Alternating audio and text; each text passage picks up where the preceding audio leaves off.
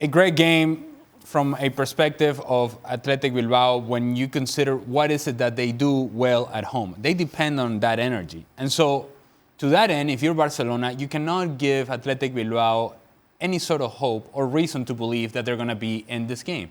So when Ter Stegen is coming out of the back, as he did time and time again in the first half, and you turn the ball over, in a positioning where now Athletic Bilbao can get numbers forward and can get that step and get the people excited about being there because they feel it. You know what? This team is here to play, and we're here to play, and we believe that we're going to win. Makes it that much more difficult for Barcelona, a team that, as we know, they're struggling with confidence. And they try to play out of the back 1,000 times over, and whenever they lost it in bad areas, it allowed Athletic Bilbao back into the game.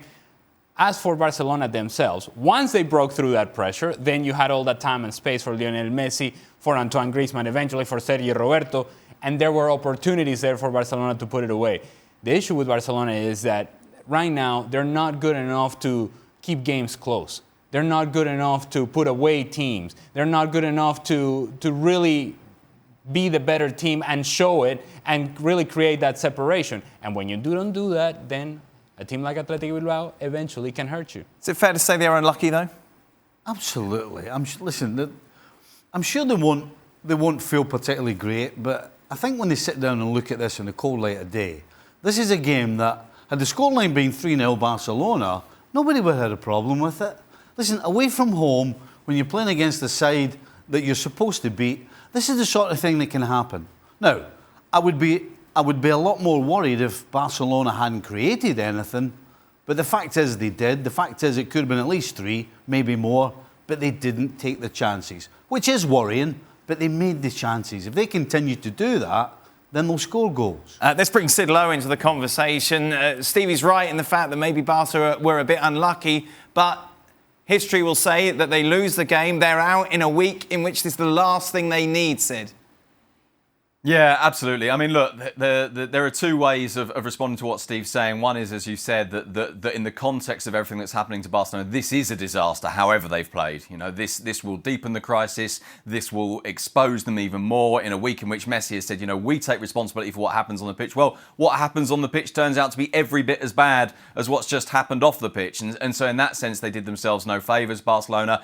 I'd also very slightly take issue with Steve. I think he's right. There were opportunities. Of course, Griezmann's chance was a very clear one. Messi's chance was a clear one. There's a good chance as well for Ansu. But I also think that as Ali was talking about, Barcelona's vulnerability trying to play out the back in the first half, I thought was absolutely startling. You know, Ter Stegen gave away 2 perfect assists in 2 minutes. He then got caught again 2 or 3 minutes after that. Barcelona couldn't find a way out. And I thought that all the way through the game, while Barcelona fundamentally were the better side, we saw some of the problems they've had this year. The inability to get away from that press, the inability to catch people. You know, that moment when Iñaki Williams is running up the wing, dragging Piqué along behind him, literally dragging him up the wing. You know, the fact that Ter Stegen and Piqué crashed into each other at one point.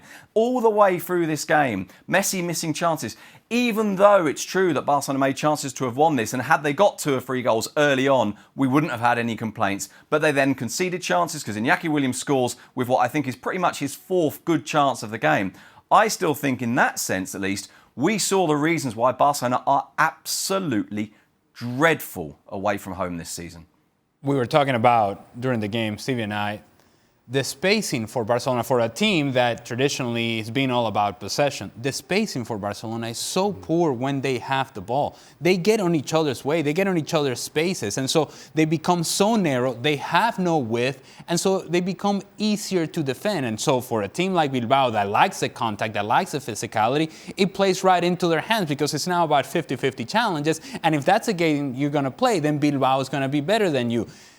A team that we know is precise with their passing and their movement, traditionally anyways, you would have enough distance between players where you can let the ball do the work instead of having to run and transport the balls for such a long period of time, where now by the time that you get your head up and try to find that running behind, that's no longer there.